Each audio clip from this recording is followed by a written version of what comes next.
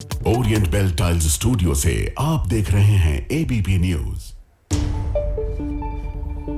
नमस्कार, स्वागत है आपका एबीपी न्यूज में। आपके साथ मैं अखिलेश आनंद हूं।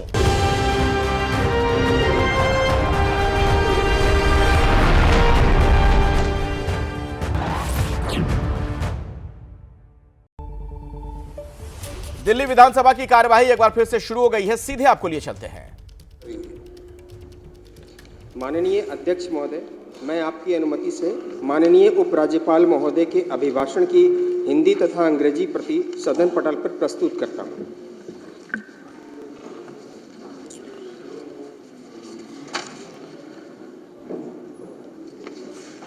अब श्रीमती रेखा गुप्ता माननीय मुख्यमंत्री कार्यसूची के बिंदु क्रमांक 2 में दर्शाए गए निम्नलिखित दस्तावेज। और अभी की बड़ी खबर, बड़ा अपडेट आपको दे दें। शराब के विनिमय आपूर्ति पर रिपोर्ट पेश होगी, सीएजी रिपोर्ट, जिसमें तथाकथित तौर पर अनियमितताओं का जिक्र है। कुछ ही देर में विधानसभा के पटल पर उसे रखा जाएगा। शराब नीति से जुड़ी हुई रिपोर्ट आज ही पेश की जाएगी। बस कुछ ही देर में दिल्ली विधानसभा में सीएजी की रिपोर्ट पेश होगी।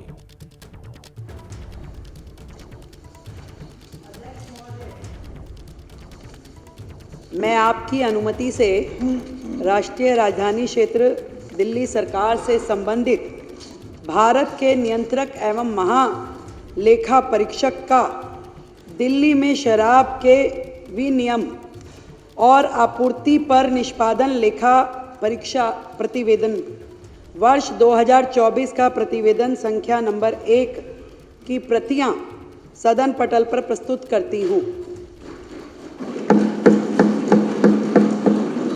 सभी सदस्यों को वितरित की जाए प्रति सीएजी की रिपोर्ट। माननीय सदस्यगण, मैं आपको भारत के नियंत्रक महालेखा परीक्षक की रिपोर्ट को सदन में प्रस्तुत करने से संबंधित पृष्ठभूमि से अवगत कराना चाहता हूं। सदन में सदस्यों को सीएजी रिपोर्ट पर चर्चा करने में सहायता करने के लिए इसको उजागर करना जरूरी है, क्योंकि उक्त रिपोर्ट अब सदन के विचाराधीन है। यह इसलिए भी महत्वपूर्ण है क्योंकि सदन के कई सदस्य पहली बार चुनकर आए हैं और इस पृष्ठभूमि की जानकारी मिलने से उन्हें रचनात्मक ढंग से चर्चा में भाग लेने में मदद मिलेगी। सीएजी एक संवैधानिक संस्था है जो जवाबदेही है, पारदर्शिता और सुशासन को बढ़ावा देती है। इसे संवैधानिक प्रहरी भी कहा जाता है और इसकी कार्यप्रणाली को माननीय सर्वोच्च न्यायालय ने संविधान की मूल संरचना कहा है। सीएजी जनता, विधायिका और कार्यपालिका को यह स्वतंत्र और विश्वसनीय आश्वासन देती है कि सार्वजनिक धन एकत्रित किया जा रहा है और उसका प्रभावी ढंग से कुशलतापूर्वक उपयोग किया जा रहा है। यह आश्चर्यजनक तथ्य है कि वर्ष 17-18 के बाद से 2017-18 से सीएजी की रिपोर्ट को सदन पटल पर प्रस्तुत नहीं किया गया है। इस संबंध में विपक्ष के तत्कालीन नेता, अर्थात उस समय मैं विपक्ष का नेता था, के नेतृत्व में तत्कालीन विपक्षी विधायकों ने, जो इस सदन के सदस्य भी हैं, उसमें से 5 सदस्य हैं, ने सीएजी रिपोर्ट को सदन में प्रस्तुत करने के लिए माननीय राष्ट्रपति, तत्कालीन विधानसभा अध्यक्ष, तत्कालीन मुख्यमंत्री, वित्त मंत्री और मुख्य सचिव से अनुरोध किया था। राज्य की वित्तीय हालत के बारे में जानकारी प्राप्त करने के लिए बहुत जरूरी था। मैं इस बात से बहुत पीड़ित हूं कि सीएजी रिपोर्ट को दबा दिया गया और पिछली सरकार ने इस रिपोर्ट को सदन में प्रस्तुत न करके संवैधानिक प्रावधानों का जानबूझकर उल्लंघन किया। इस संबंध में मैं सदस्यों का ध्यान माननीय उच्च न्यायालय द्वारा रिट याचिका संख्या 1821/2024 में दिनांक 24 जनवरी 2025 को दिए गए अपने फैसले में की गई टिप्पणी की तरफ आकर्षित करना चाहता हूं। साथियों, ये जो सीएजी की रिपोर्ट आज प्रस्तुत की जा रही है, वास्तविकता में एक भ्रांति फैलाई गई, जिसको मैं सदन के समक्ष स्पष्ट करना चाहता हूं कि रिपोर्ट स्पीकर को दे दी गई है, लेकिन हाई कोर्ट ने जो टिप्पणियां की है इस पूरे मामले में, उससे आपको स्पष्ट हो जाएगा कि सीएजी की रिपोर्ट को किस तरह से दबाया गया। हाई कोर्ट के फैसले में कहा गया 39 para 39 it would be supervised of the constitutional mandate to withhold these reports from the legislature for an inordinately long period after the same have been forwarded by the CAG to the concerned government। मैं इसका अनुवादित पक्ष पढ़ रहा हूँ। इन रिपोर्टों को CAG द्वारा संबंधित सरकार को भेजे जाने के बाद इन्हें विधायिका से अर्थात सदन से सदस्यों से बहुत लंबे समय तक रोके रखना संवैधानिक जनादेश के विरुद्ध होगा। यह हाई कोर्ट की टिप्पणी है। दूसरा, it is quite evident 41 para high court के फैसले का, it is quite evident that most of these CAG reports were kept pending with the respondent number 1 Delhi government, respondent number 2 Chief Minister for an inordinately long period of time। यह स्पष्ट है कि इनमें से अधिकांश CAG रिपोर्ट प्रतिवादी दिल्ली सरकार और प्रतिवादी मुख्यमंत्री के पास लंबे समय तक लंबित रखी गई। Para 43, it is also evident that the concerned respondent, Government of NCT, was remiss in forwarding the concerned CAG reports to the LG as mandated under Article 151(2) of the Constitution of India. Even after this aspect was staunchly agitated by filing writ petition bearing number WP 15341/2024। Court ने कहा यह भी स्पष्ट है कि संबंधित प्रतिवादी दिल्ली सरकार ने भारत के संविधान के अनुच्छेद 151(2) के तहत उपराज्यपाल को संबंधित सीएजी रिपोर्ट अग्रेषित करने में लापरवाही बरती, जब जानबूझकर उसको रोके रखा, जबकि इस पहलू को रिट याचिका दायर करके जोरदार तरीके से उठाया गया था। अर्थात संविधान की अनुच्छेद 151(2) का खुला उल्लंघन हुआ और उस अनुच्छेद के अनुसार सरकार को यह रिपोर्ट एलजी के पास समय रहते भेजनी थी, लेकिन जानबूझकर सरकार ने रिपोर्ट को अपने पास दबाए रखा। ये हाई कोर्ट ने, ये जब आप लोग चर्चा में भाग लें तो आपको तथ्य आपके समक्ष होने चाहिए। Para 45, even thereafter the respondent Government of Delhi did not act with alacrity in the matter। इसके बाद भी दिल्ली सरकार ने मामले में तत्परता से काम नहीं लिया। कोर्ट में आने के बाद भी सरकार अड़ी रही रिपोर्ट को अपने पास दबा के रखने में। 46, ये हाई कोर्ट की टिप्पणियां पढ़ रहा हूं जो किस प्रकार से संवैधानिक शक्तियों का उल्लंघन हुआ है, किस तरह से रिपोर्ट को छुपाया गया है। 46, it is quite evident there has been an inordinate delay on the part of the respondent Government of Delhi in taking requisite steps for laying the CAG reports before the Legislative Assembly. The sequence of events and the timeliness reveal a disdainful disregard by the Government of Delhi of its constitutional obligation।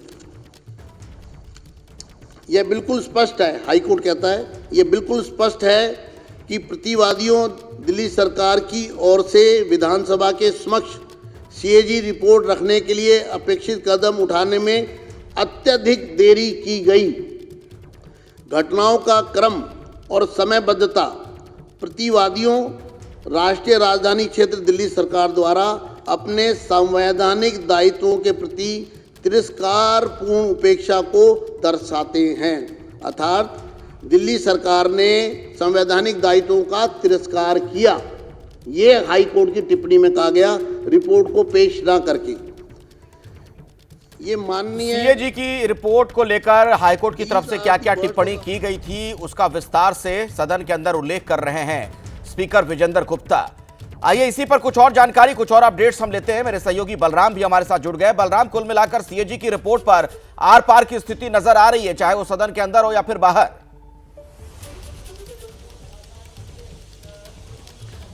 बिल्कुल, देखिए जिस तरीके से कथित शराब घोटाले को लेकर के ईडी और सीबीआई जांच कर रही है, और इसमें आप देखिए कि दिल्ली के जो पूर्व मुख्यमंत्री हैं अरविंद केजरीवाल, वो जेल गए,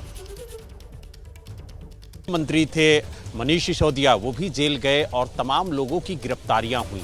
लेकिन जो सीएजी रिपोर्ट आई थी दिल्ली सरकार के पास, वो टेबल नहीं हुई। आज नई सरकार यानी भारतीय जनता पार्टी की सरकार इस रिपोर्ट को टेबल कर रही है, और जिस तरीके से स्पीकर विजेंद्र गुप्ता ने हाई कोर्ट की टिप्पणी इस पूरे मामले को लेकर के सुनाई, उससे कहीं ना कहीं ये दर्शाने की कोशिश की जा रही है कि में बैठकर उठाया, और जब ये मामला हाई कोर्ट गया तो कोर्ट ने भी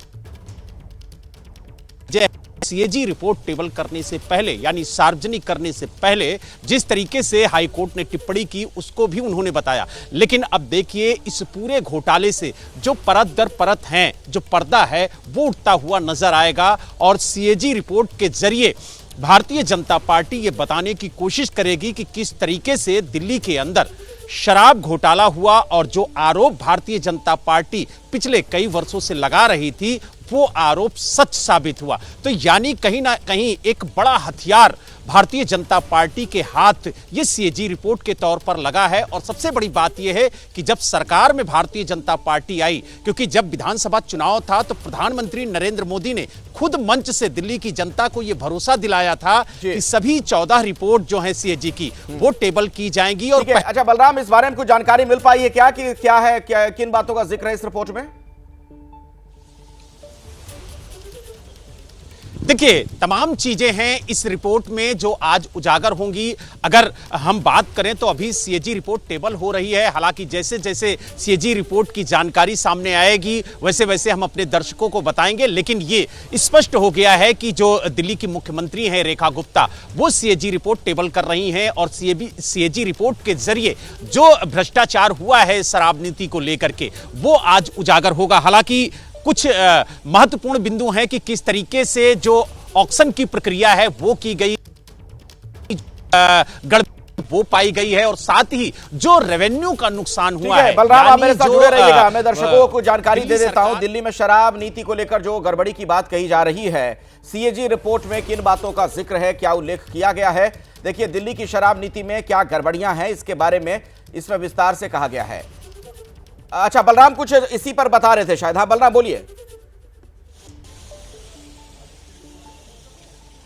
देखिए आपको बता दें कि जिस तरीके से सीएजी रिपोर्ट के जरिए ये बताने की कोशिश की गई है कि जो रेवेन्यू लॉस हुआ है सरकार का, उसका जिम्मेदार कौन है। साथ ही जब ये नीति बनाई गई तो उसमें कई खामियां पाई गई हैं जो सीएजी रिपोर्ट में दर्शाई जा रही है, और साथ ही ये बताया गया है कि करीब 2000 करोड़ रुपए का नुकसान जो है वो दिल्ली सरकार को हुआ है इस नीति को लाने से। तो कहीं ना कहीं तमाम बड़े आरोप इस सीएजी रिपोर्ट के जरिए आज उजागर होंगे, और यह कहना गलत नहीं होगा कि आज शराब घोटाले से जो पर्दा है वो उठेगा, और जो आरोप भारतीय जनता पार्टी लगा रही थी लगातार आप सरकार पर, और जो मुख्यमंत्री थे अरविंद केजरीवाल उन पर, और जो शराब मंत्री थे मनीष सिसोदिया उन पर, उन आरोपों को कहीं ना कहीं आज इस सीएजी रिपोर्ट से बल मिलेगा। और सबसे बड़ी बात यह है कि इस रिपोर्ट को लेकर के लगातार बीजेपी ये सवाल लेकर आप ठीक है बलराम, शुक्रिया। रिपोर्ट टेबल क्यों नहीं कर रही है आपका।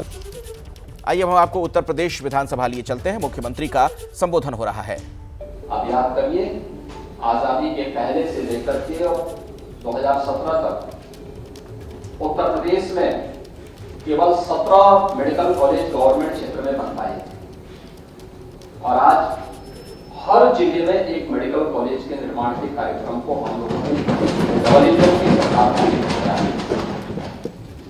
आपने कहा कि हम इसमें जो है प्रोफेसर नहीं है, मेडिकल कॉलेज बने हैं, बहुत सारी जगह हम लोगों ने वहां पे अच्छे चिकित्सा शिक्षक वहां पे तैनात किए हैं। बहुत सारी जगह जिलाधिकारियों को भी अधिकार दिए गए हैं कि अगर अच्छे चिकित्सक मिलते हैं, अच्छे डॉक्टर मिलते हैं, तो उनकी भी तैनाती जिलों में, डिस्ट्रिक्ट हॉस्पिटल में, पीएससी सीएससी में उनकी तैनाती करने की व्यवस्था की जाए। मेडिकल कॉलेज में अच्छी फैकल्टी हो, सुपर स्पेशलिटी के ब्लॉक बने, इस पर भी तेजी के साथ कार्य हो रहा है। इसके अलावा हर रविवार को हर पीएससी स्तर पर एक मुख्यमंत्री आरोग्य मेला भी लगता है, जिसमें केंद्र और राज्य सरकार की जितनी भी स्वास्थ्य संबंधी स्कीम है, इन स्कीम का लाभ प्रत्येक व्यक्ति को प्राप्त हो सके, यह कार्यक्रम भी युद्ध स्तर पर आगे बढ़ाने का काम चल रहा है। हर जिले में डायलिसिस की सुविधा, फ्री में सुविधा उपलब्ध करने की व्यवस्था की गई है। हर जिले में ब्लड बैंक हो, ब्लड प्लेटलेट्स की सुविधा वहां मिल सके, ब्लड एफेसिस की सुविधा वहां प्राप्त हो सके, ये सभी सुविधाएं उपलब्ध करवाई गई हैं। मेडिकल कॉलेजेस के साथ पैरामेडिकल और नर्सिंग की पढ़ाई भी हो सके, जिससे टेक्निकल स्टाफ भी उसके साथ मिल सके, ये सभी कार्यक्रम आगे बढ़ाए गए हैं। और एससीपीजीआई में जो आप आंकड़े दे रहे थे, मुझे लगता है कि वो तथ्यों से परे है। एससीपीजीआई में सभी पद लगभग भरे जा चुके हैं, जिनमें नहीं मिले होंगे विभाग ऑलरेडी चल रहे हैं, फैकल्टी है, एक आध पद उसमें खाली हो सकते हो, लेकिन हमारी सरकार ने तो वहां पे 8 नए विभाग का भी गठन किया है, और जिसमें जो सुविधा पहले प्रदेश में नहीं थी, देश में भी बहुत कम स्थानों पर थी, वह सुविधा एससीपीजीआई जैसे संस्थान में प्राप्त हो रही है। 1200 की क्षमता वाला हॉस्पिटल और 2200 बेड का हॉस्पिटल बनकर के काम कर रहा है। अच्छे संस्थान में, प्रदेश के अच्छे संस्थान में, बल्कि उत्तर भारत के अच्छे संस्थान के रूप में पीजीआई काम कर रहा है। मुझे नहीं लगता है कि आपके द्वारा उठाए गए मुद्दों पर कोई तथ्य भी है, और अगर होंगे तो विभाग उसको तत्परता के साथ आगे बढ़ाने का काम भी करेगा।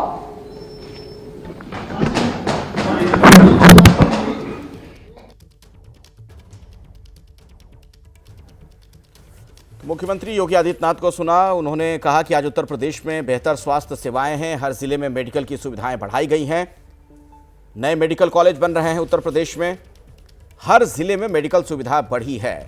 यानी स्वास्थ्य के क्षेत्र में क्या किया गया, हेल्थ सेक्टर में क्या किया है सरकार ने, उसका पूरा लेखा जोखा रखा मुख्यमंत्री योगी आदित्यनाथ ने। उन्होंने कहा कि उत्तर प्रदेश में नए मेडिकल कॉलेज अभी भी बन रहे हैं, स्वास्थ्य सेवाएं और कैसे बेहतर हो, इसके लिए सरकार सतत प्रयत्नशील है। हर जिले में मेडिकल की सुविधाएं पिछले दिनों में बढ़ी हैं और कुछ नए मेडिकल कॉलेज बन भी रहे हैं। उत्तर प्रदेश में जो स्वास्थ्य सेवा है वो बेहतरीन है, इस बात का जिक्र मुख्यमंत्री करते हुए नजर आए। उत्तर प्रदेश विधान परिषद से सीएम योगी का ये अभिभाषण आपने सुना। स्वास्थ्य के क्षेत्र में यूपी सरकार ने क्या काम किया है, कैसे काम किया है, इसके बारे में विस्तार से वो पूरी जानकारी दे रहे थे।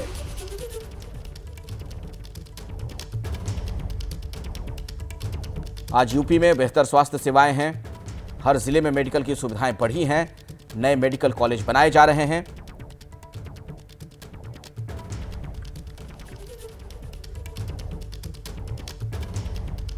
महाकुंभ का कल आखिरी दिन है, श्रद्धालुओं में इसे लेकर जबरदस्त उत्साह है, तो यूपी का भी सियासी पारा हाई है। महाकुंभ को लेकर लगातार पक्ष और विपक्ष के बीच सियासी बयानबाजी जारी है और अब उत्तर प्रदेश में नेता विपक्ष माता प्रसाद पांडेय ने विवादित बयान दिया। उन्होंने सीएम योगी और बीजेपी की तुलना कंस से कर दी है, साथ ही अखिलेश यादव को भगवान कृष्ण बता दिया। उन्होंने उनकी तुलना भगवान कृष्ण से की है। जैसे कृष्ण से कंस डरा रहता था, वैसे ही कुछ लोग हैं जो अखिलेश यादव से डरे रहते हैं। माता प्रसाद पांडेय ने यह विवादित बयान दिया है।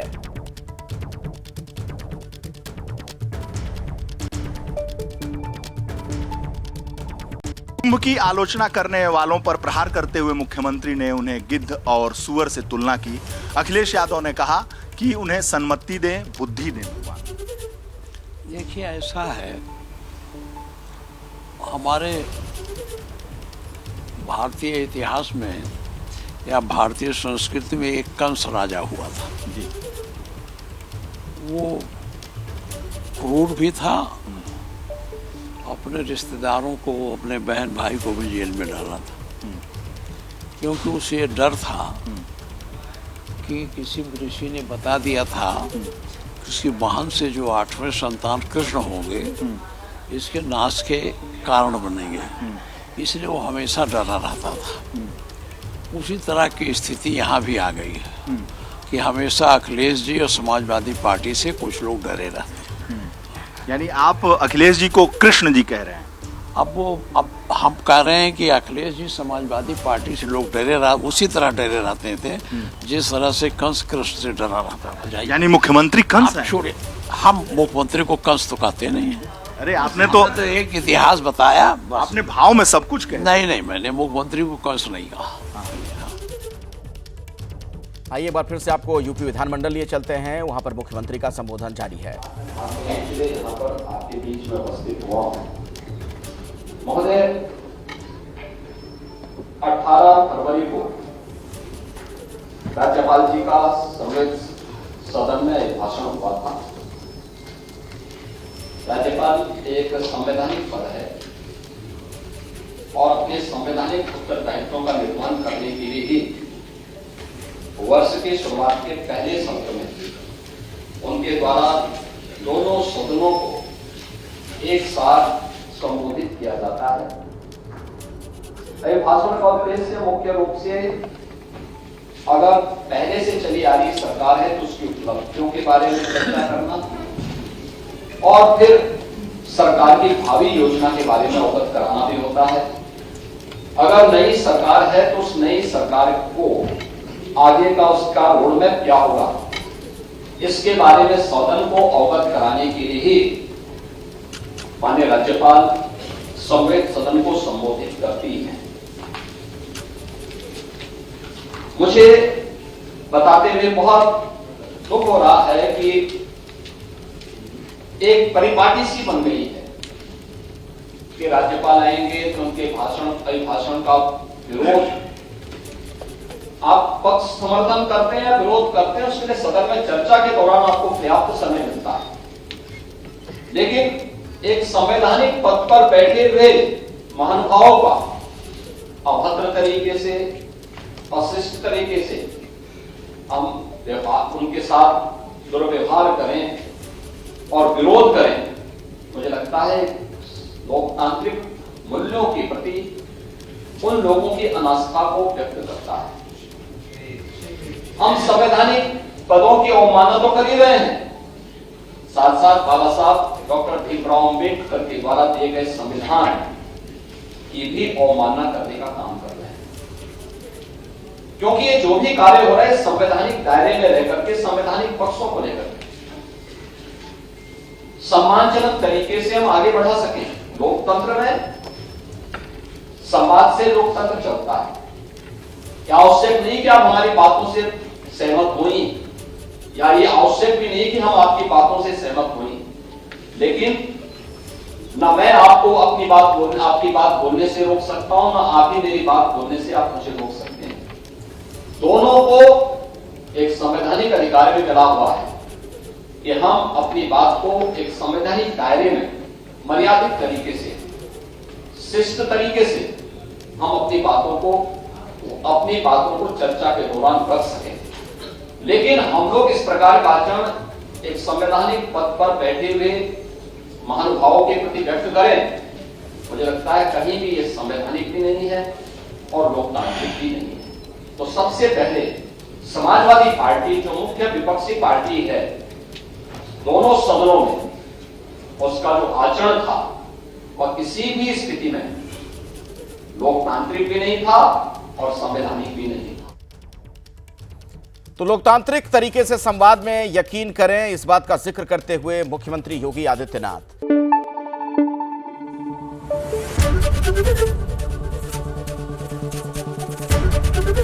एबीपी न्यूज आपको रखे आगे।